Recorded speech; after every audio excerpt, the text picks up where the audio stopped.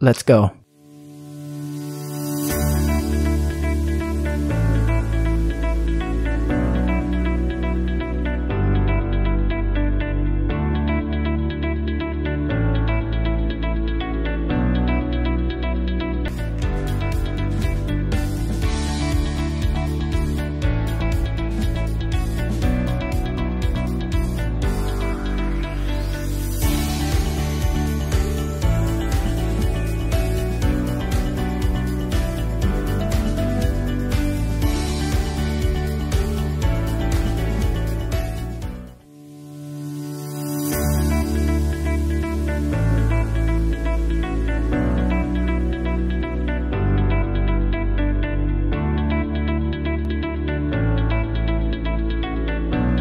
Mesdames et messieurs, vous êtes devant la Cour de justice de l'équité.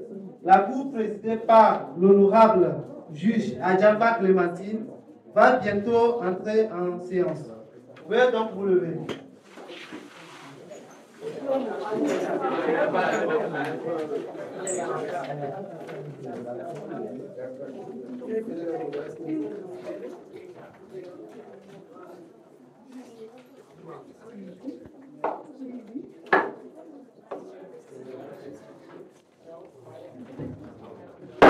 La séance est ouverte. Veuillez s'asseoir.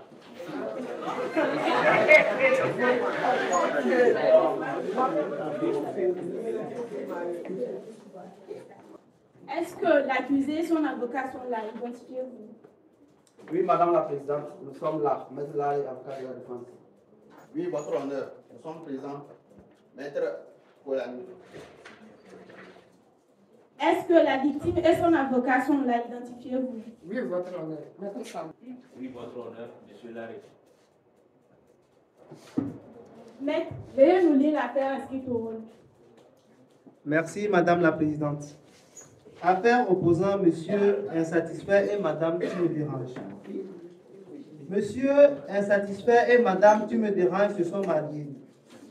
Madame Tu me déranges a rapidement constaté que son mari était obsédé par le sexe. Il voulait avoir des relations sexuelles avec elle tout le temps. Même lorsqu'elle était fatiguée ou malade.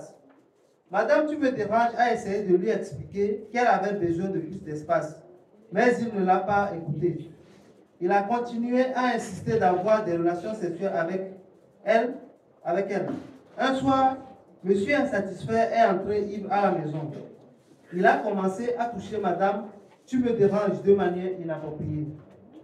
Même si elle lui disait d'arrêter, il a ensuite poussé sur le lit et a commis l'acte sexuel.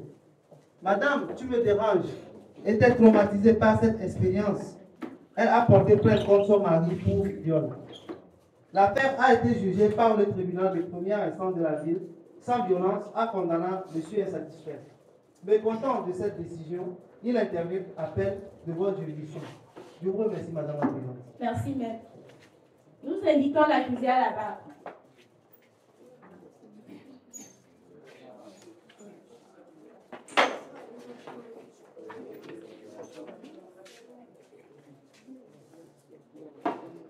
Êtes-vous bien, monsieur Insatisfait, né le 30 août 1950? Monsieur Insatisfait, vous êtes accusé d'avoir commis un viol sur la personne de votre épouse. Reconnaissez-vous les faits? Non, madame. Veuillez nous dire ce qui s'est passé ce jour-là. Votre honneur, comme vous le savez, la journée du 14 est un jour exceptionnel, spécial. Valentin. Toute la journée, j'étais du service. Une fois arrivé à la maison, ma femme m'avait accueilli et nous avons eu à s'envoler sur notre lit conjugal. C'est-à-dire, nous avons eu à faire l'amour.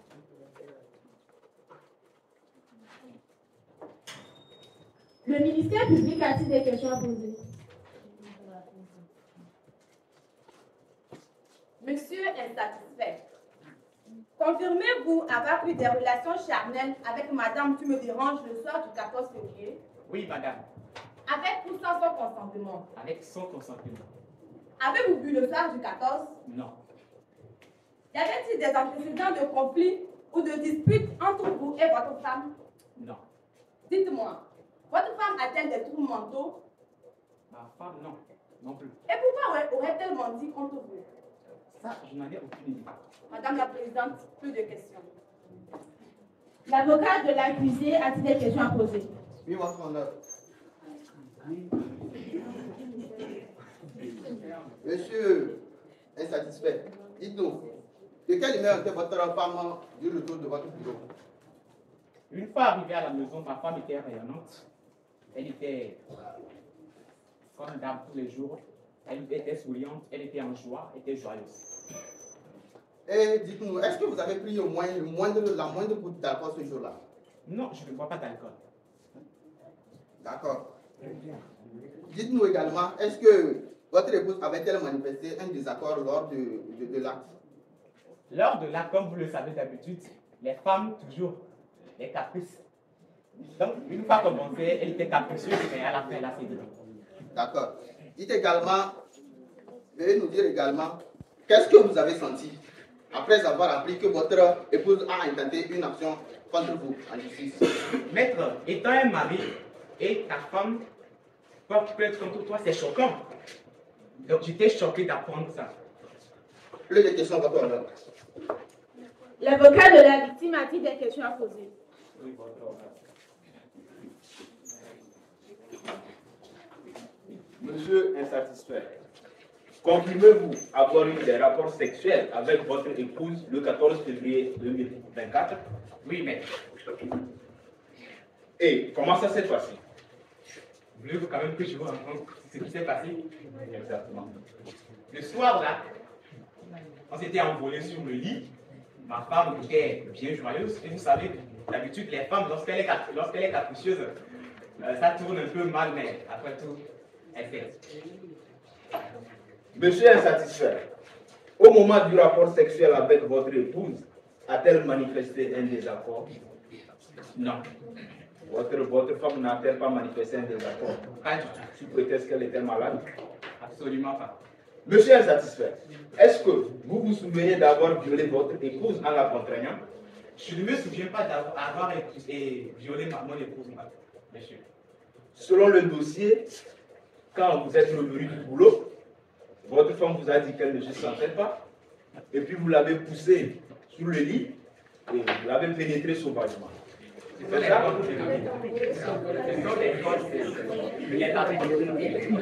C'est normal, monsieur insatisfait. Vous étiez sous l'emprise de l'alcool. C'est bien ça? Monsieur, je ne bois pas d'alcool. Vous ne prenez pas d'alcool. Vous confirmez devant la cour que vous ne prenez pas d'alcool. Oui, je le confirme.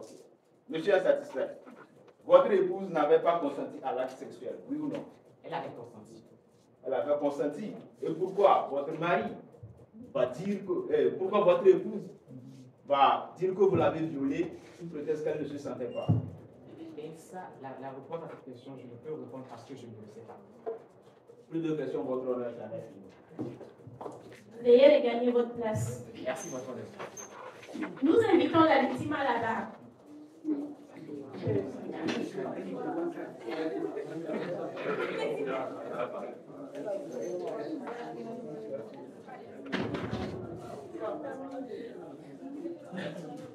Êtes-vous bien, madame, tu me déranges? Née le 31 décembre 1960, épouse insatisfaite. Oui, votre honneur. Vous avez porté plainte contre votre mari pour viol sur votre personne. Est-ce exact? Oui, votre honneur. Veuillez nous raconter les faits. C'était la nuit du 14 février. Mon mari était rentré ivre à la maison. Il a voulu qu'on fasse l'amour, mais comme je ne me sentais pas bien, j'ai refusé et c'est là qu'il m'a violée. Le ministère public a-t-il des questions posées? Madame, tu me déranges. Qu'avez-vous dit et fait à monsieur insatisfait pour lui faire comprendre que vous ne consentez pas à l'acte sexuel? Je lui ai dit que je ne me sentais pas bien. D'accord. Avez-vous déjà été victime d'autres violences de la part de monsieur insatisfait? Non. Y avait-il des témoins présents lors de l'incident? Non. Madame la Présidente, plus de questions.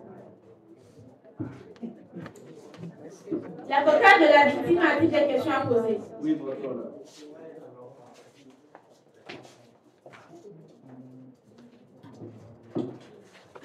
Madame, tu me déranges. Dites au tribunal ce qui s'est passé avec votre mari le 14 février 2024. Le 14 février 2024, il est rentré ivre à la maison. Il a voulu qu'on fasse l'amour, mais j'ai refusé comme je ne me sentais pas bien. Et il m'a violée. Madame, tu me déranges? Avez-vous cherché à faire comprendre à votre mari que vous ne vous consentez pas au moment des rapports sexuels? Oui, j'ai essayé de lui expliquer, mais il n'a pas voulu écouter. Et quand vous l'avez expliqué, qu'a-t-il fait? Il n'a même pas voulu me écouter, il m'a juste poussé sur le lit, il m'a violée. Est-ce que votre mari vous a forcé à le satisfaire charnellement? Oui. En quoi faisant? Il m'a poussé sur le lit et il m'a violée, il n'a même pas demandé mon consentement. Et après l'acte sexuel, qu'est-ce qui vous est arrivé? J'étais traumatisée. Vous étiez traumatisé. Il n'y avait pas eu vous n'avez pas saigné? Après l'acte sexuel, vous n'avez pas saigné? J'ai saigné. Ok, plus de questions contre vous. Monsieur, en l'espèce, ce jour, monsieur insatisfait était rentré du travail et a demandé à consommer le mariage charnellement avec sa femme, ce que cette dernière refusa.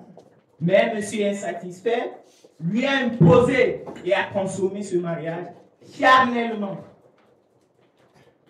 Il est également important de noter que l'accusé, monsieur insatisfait, était en état d'ivresse au moment des faits. Cet état d'ivresse, loin d'être accidentel, était prémédité, intentionnel et délibéré par monsieur insatisfait. Les faits qui nous sont rapportés dans cette affaire sont clairs et sans équivoque.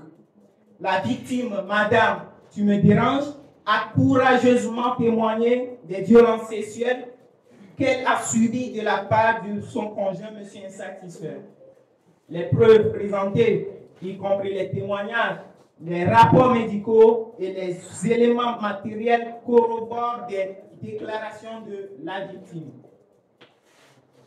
Le mariage, votre honneur, ne confère aucun droit à l'un des conjoints de disposer du corps de l'autre sans son consentement. Le consentement est un principe fondamental et inaliénable et son absence constitue un crime, même au sein du mariage. En conséquence, le ministère public requiert la condamnation de M. Insatisfait conformément à l'article 212 du Code pénal togolais. Nous demandons en vue de cette disposition une amende de 800 000 francs qui constitue une peine exemplaire qui reflète la gravité des actes commis et qui servent de dissuasion pour de tels comportements à l'avenir. Nous sollicitons également des mesures de protection mises à la disposition soient en place pour la victime afin de garantir sa sécurité et son bien-être. Votre honneur, mesdames et messieurs membres de la Cour, il est de notre devoir de rendre la justice à madame tu me déranges et de réaffirmer que le viol sous toutes ses formes est inacceptable et sera sévèrement puni. Votre honneur, le peuple est à tout eu pour attendre la voie de la justice. Je vous remercie.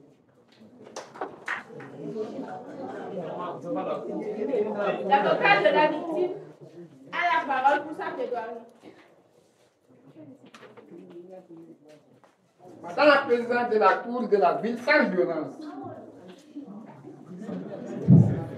si les juges ne sont pas corrompus, l'accusation gagnera ce procès et M. Insatisfait sera condamné. Le procès, ce n'est pas mitigé, mais du droit.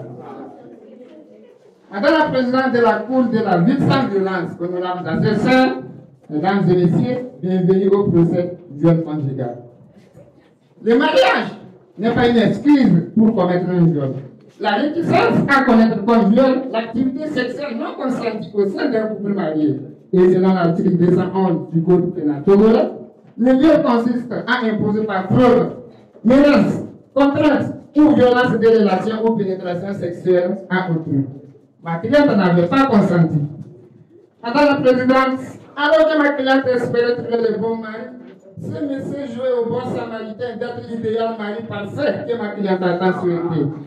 Hélas, une fois au mariage, c'est le pire. C'est le pire au bon séjour. Séjour de 14 février 2024. Le jour le plus triste de la vie de ma cliente. Ce monsieur de retour de son travail avait commencé à toucher ma cliente d'une manière inhumaine. Inappropriée au point de cette fois-ci, il a déclaré à la violence. Mais quel paradoxe! Madame la Présidente, la défense a tendance à prévaloir le pouvoir d'un homme au sein d'un couple et avec l'argument selon lequel la loi exige la consommation du mariage. Mais ce n'est pas tout ce que nous mettons en cause, Madame la Présidente. Nous ne mettons pas en cause du fait qu'un monsieur est satisfait à coucher avec sa femme, mais de l'avoir violé, c'est deux choses bien différentes. Je nous apprends bien. Madame la Présidente, la loi exige la consommation du mariage, mais plus loin même dans les conditions dans lesquelles ces mariages devraient être consommés, donc le consentement est crucial. Mais ma cliente n'avait pas consenti. Madame la Présidente, en ce qui concerne le prétendu pouvoir de monsieur insatisfait, c'est malheureux. Je dis mais malheureux de constater que la défense vit toujours dans la philosophie de Platon. Depuis alors, oui, la défense n'a plus que sur terre. Puisque cette question de pouvoir a trouvé sa solution depuis les années 1748 dans l'esprit de loi de Montesquieu. En effet, il avait tout dit, que tout homme qui a le pouvoir a tendance à en abuser. Et pour que l'homme ne puisse en abuser, il faut qu'il parle à la disposition des choses, le pouvoir avec le pouvoir. En l'espèce, Madame la Présidente, cet homme qui a le pouvoir et qui a tendance à en abuser, c'est monsieur insatisfait. Et le pouvoir qui peut arrêter le pouvoir des messieurs insatisfaits, c'est votre pouvoir. Madame la Présidente, la défense dira que les époux se sont promis le pire et le meilleur. Mais le pire devrait être un acte juridique ou un fait juridique. Étant des professionnels de droit, je le souhaitais passer sans apporter la lumière sur ces notions. Mais étant donné que le public et les juges, c'est-à-dire votre juge, qui ne sont forcément pas des juristes, je me fais le plaisir de nous expliquer. Cher public, l'acte juridique est la manifestation de volonté en vue de produire les effets de droit. Et en ce qui concerne un fait juridique, c'est tous les éléments, je dis bien tous les éléments que la loi attache à des effets de droit. Mais Madame la Présidente, à l'espèce, le fait pour monsieur insatisfait de boire excessivement l'alcool, de ne pas écouter sa femme au moment de l'acte sexuel, n'est-il pas suffisant pour catégoriser ces textes? Je vous laisse l'appréciation. Madame la Présidente, honorable membre de la Cour, au-delà des faits et de tout ce qui précède, en application de l'article 1382 du Code civil togolais, qui dispose par votre autorisation, je cite, tout fait quelconque de l'homme qui cause à autrui de dommages, oblige de celui-ci par la faute duquel il est arrivé à l'élevage. À la suite de Madame la Présidente, l'acte de monsieur insatisfait a causé des dommages corporels, moraux à ma cliente, dont les conditions de l'application de l'article est remplie. Si c'est, je vous demande de condamner monsieur insatisfait à payer à ma cliente 2 millions de francs CFA à titre de dommages et intérêts. Voilà ce que réclame ma cliente. L'un des peuples au nom de qui vous rendez justice. Parlant de la sagesse, un homme sage disait, le premier ennemi d'un homme, c'est sa bouche. Trop parler peut tuer, mais nous ne voulons pas mourir. Mais si c'est, je vous laisse l'appréciation. Je vous remercie. L'avocat de la défense a la parole pour sa plaidoirie. Merci beaucoup, Madame la Présidente. Je remercie également à vos assesseurs. Madame la Présidente, nous sommes dans un temps d'affliction où les moyens de défense n'ont plus leur véritable cours. Mais moi, je me mets dans une vedette pour le secours d'urgence. Madame la Présidente, l'article 211 que le ministère public veut se servir comme son cheval de bataille dispose comme suit. Le viol consiste à imposer par fraude, menace, violence ou contrainte des relations ou pénétration sexuelle à autrui. Mais Madame la Présidente, cette disposition est claire, je n'avais pas besoin de l'interpréter, mais je me donne le plaisir de le faire parce que je veux mettre tout au clair. Mais j'ai l'impression que le ministère public et la partie civile n'ont pas bien compris cet article. Ils font une mauvaise interprétation de cette disposition. dans la mesure où il requiert et il plaide la culpabilité de mon client sans pour autant démontrer l'existence d'une contrainte, d'une menace, d'une violence ou fraude. Mais alors, le droit pénal, comme disait Éric Dupond-Moretti, ce n'est pas un droit d'hypothèse. Le droit pénal, c'est le droit de la preuve. On ne peut pas venir requérir et plaider la culpabilité de quelqu'un sans vous démontrer qu'il y avait effectivement contrainte. Mais alors que la loi les impose la charge de la preuve, car en matière pénale, c'est la personne qui poursuit qui apporte la preuve. C'est un principe connu de tous les professionnels du droit. Mais Madame la Présidente, en espèce, on s'attendait aux preuves matérielles réelles, c'est-à-dire quoi? Aux certificats médicaux, aux rapports médicaux et expertises médicales qui pouvaient démontrer que Madame avait subi effectivement le viol ce jour du 14 février. Mais rien ne nous a été rapporté. Mais est-ce que dès lors qu'il n'y a pas de preuve, on peut condamner quelqu'un sur la base de l'hypothèse? Je vous laisse le soin d'apprécier. Mais je suis convaincu à plus d'un titre que le droit pénal exige la preuve de l'accusation. Et cette preuve doit être réelle et palpable. Je vais vous apprendre. Madame la Présidente,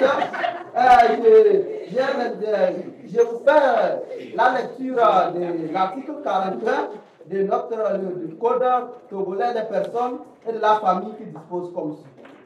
Le mariage, c'est un acte public solennel par lequel un homme et une femme établissent entre eux une union légale et durable dont les conditions de formation, les effets et la dissolution sont déterminés par le présent code. Mais les effets du mariage sont déterminés par la loi. Vous savez mieux que moi que parmi ces effets-là, on a l'obligation de partage du lit conjugal. Mais cette disposition voudrait que quoi? Que les époux se satisfassent mutuellement. Mais en l'espèce, mon client n'a fait qu'exécuter cette obligation qui est légale. Puisque dès lors que l'article 41 dit que les effets du mariage sont déterminés par la loi, c'est une disposition d'ordre impératif. Alors, une disposition d'ordre impératif, est-ce qu'elle peut avoir des dérogations de la part d'une seule personne au mariage? Donc, les étudiants dès la première des trois savent cette disposition-là. Je ne vous laisse apprendre, Madame la Présidente. Madame la Présidente, cette disposition, l'obligation dont la mère et les époux se doivent mutuellement, satisfaction voudrait que mon client consomme le mariage. C'est ce qu'il a fait, mais il n'a pas commis un acte répréhensible par la loi. Et pour terminer, Madame la Présidente, la justice, vous savez, c'est difficile. Comme disait un éminent avocat à son âme, Maître Jacques Vergès, l'avocat de cause perdue, il définissait la justice comme c'est un art, c'est un jeu. Mais la justice, c'est également un sacrifice.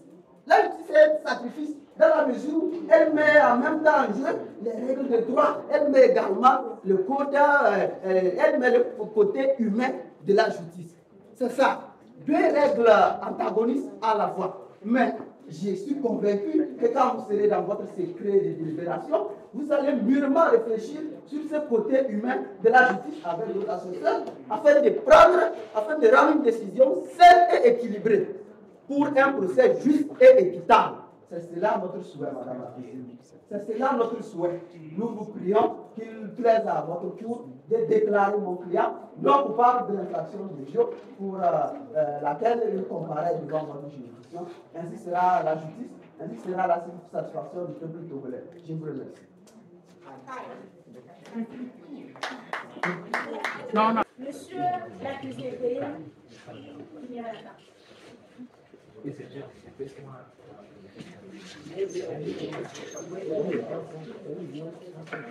Monsieur est satisfait. Avez-vous quelque chose à dire avant la délibération? Oui, votre honneur. Votre honneur, je suis un homme intègre. Un homme digne de soi. J'aime ma femme.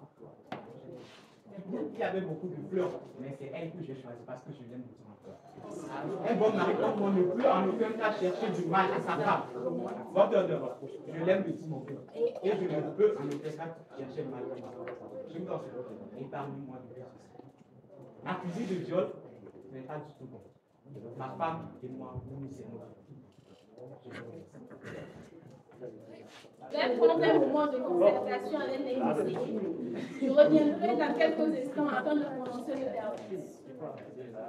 Veuillez vous lever, la cour se retire pour...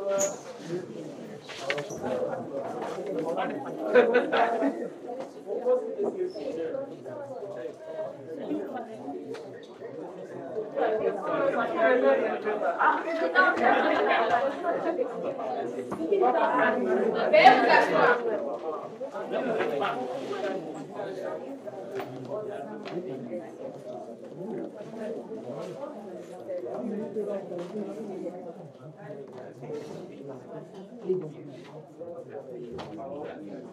Je voudrais vous remercier de votre patience.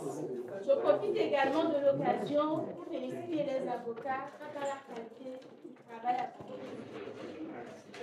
Monsieur insatisfait est accusé d'avoir commis un viol sur la personne de Madame Tumeur-Desroches. Monsieur l'accusé, vu les preuves apportées à ce procès par le ministère des traumatismes et des blessures qui a subi Madame Tumeur-Desroches. Après avoir délibéré conformément à la loi, par ses motifs statuant publiquement et contradictoirement à l'égard des parties en matière correctionnelle et en deuxième ressort, a rendu la décision suivante. Sur l'action publique, conformément aux dispositions de l'article 212 alinéa du Code pénal qui dispose que toute personne auteur de viol est punie d'une peine de...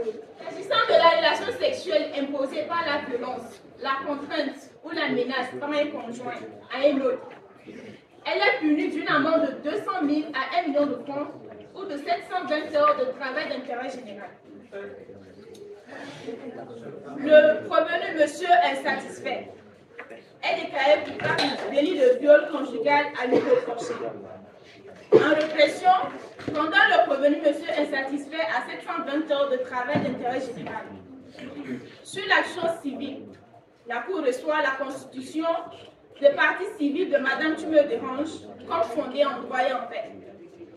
En conséquence, condamne le prévenu au paiement d'un montant de 1 million de francs à titre de dommages et intérêts au préjudice de Madame Tumeur-Desroches.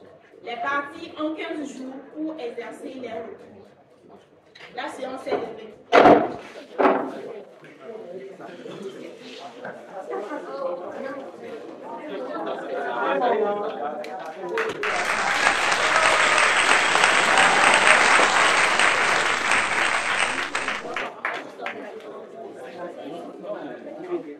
Bonjour. D'accord. Vous venez juste de rendre une justice, n'est-ce pas? Alors, j'aimerais savoir, avez-vous rendu la décision en faveur de madame insatisfaite juste parce que vous êtes une femme ou alors vous êtes mis à la place? Non, non. Je ne suis pas mise à la place de Madame Tumeur-Desroches et je n'ai pas fait partie.